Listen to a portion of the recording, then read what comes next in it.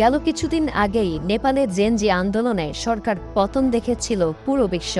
এবার সেই তরুণ প্রজন্মের নেতৃত্বে দক্ষিণ এশিয়ার আরেক দেশ ভারত পরিণত হল গণবিক্ষোভে।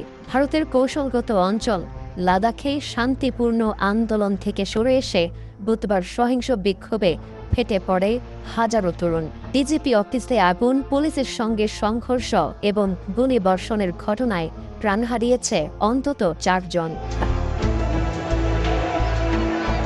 ভারতীয় সংবাদ মাধ্যমগুলো বলছে, লাদাখের আন্দোলনের পেছনে রয়েছে দীর্ঘদিনের বঞ্চনা ও সাংবিধানিক স্বীকৃতির ক্ষোভ।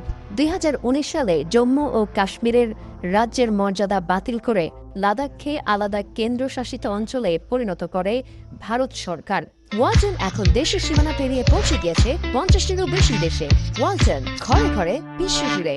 সেই থেকে লাদাখবাসী রাজ্যের মর্যাদা ও ভারতের সংবিধানের 6ষ্ঠ তফসিলের অধীনে স্বায়ত্ত শাসনের দাবি জানিয়ে আসছে। 90% বেশি মানুষ উপজাতিভুক্ত হওয়ায় তারা উত্তর পূর্ব ভারতের মতো বিশেষ সাংবিধানিক অধিকার চাচ্ছে। লাদাখ ভারতের এক কৌশলগত এলাকা, যেখানে চীনের সঙ্গে রয়েছে 1600 কিলোমিটার পর্যন্ত দীর্ঘ সীমান্ত। 2020 সালের ভারত-চীন সেনা সংঘর্ষের কেন্দ্রস্থলও ছিল এই অঞ্চল।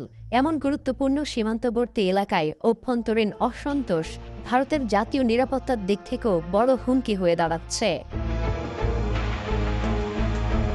চলমান আন্দোলন নতুন মোড় নেয় যখন 2 প্রবীণ আন্দোলনকারী অনশন চলাকালে গুরুতর অসুস্থ হয়ে পড়ে।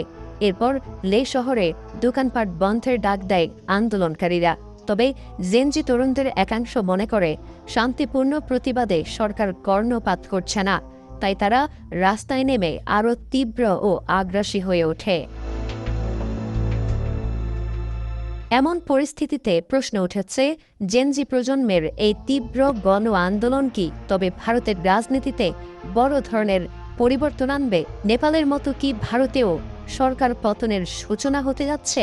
বিশ্লেষকরা বলছেন, তাই মোদির জন্য এই জেনজি আন্দোলন এখন সময়ের বড় চ্যালেঞ্জ। তারেক আজিজ, এটি